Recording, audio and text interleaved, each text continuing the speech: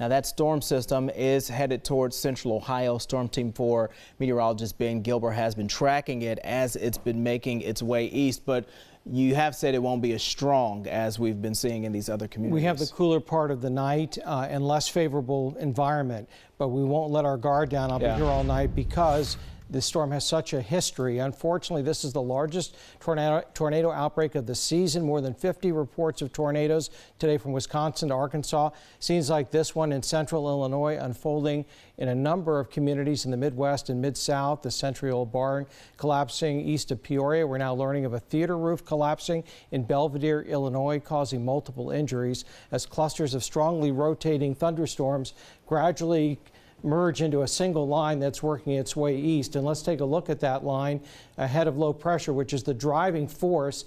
And you can see it now over southern Wisconsin, the traditional clash of warm, moist air fueling the system with cold air, and that is initiating lines of thunderstorms.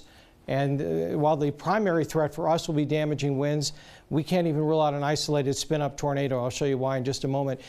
A great deal of spin with this low as it moves east. Very strong jet stream, so that's what causes the air to rise rapidly, and winds coming in different directions, causing the spin. And that's why we're getting these long-track supercells, rotating thunderstorms, producing large tornadoes in the Midwest earlier today. Here's your Mr. Rooter tower camera view. We've been quiet for a while. We had a few showers, and to the south, some thunderstorms around 8 or 9 o'clock. 58 degrees south at 14.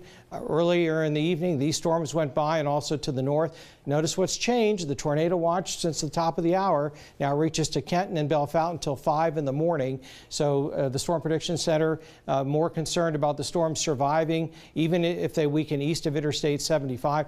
Look at all the thunderstorm warnings. The purple, a tornado on the ground north of Bloomington, Indiana. We've had another over by Kokomo, Indiana. So some of these are still rotating and on the ground, and that's why we're in a 3 out of 5 risk west of Columbus. A rapid decrease in intensity east of I-71. But here are the strongest winds aloft that I've plotted, and you can see why the greatest severe threat is to the west of Interstate 71 and over northwest Ohio. Damaging winds, again, a very low probability of a spin-up tornado, but we can't ignore that either.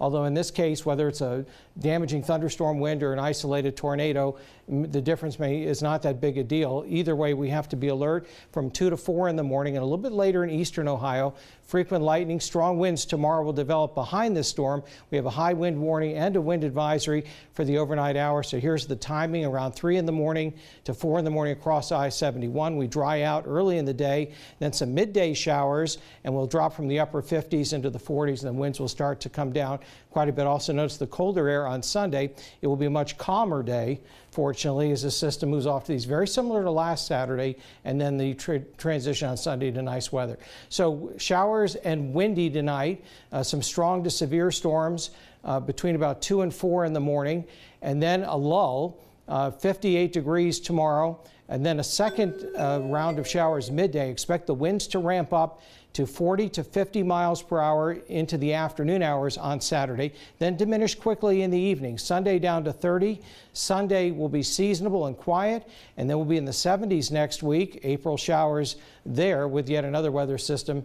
And Carrie, again, I'll be tracking these storms all through the night. We'll keep you posted with the latest information on NBC4 and NBC4.com.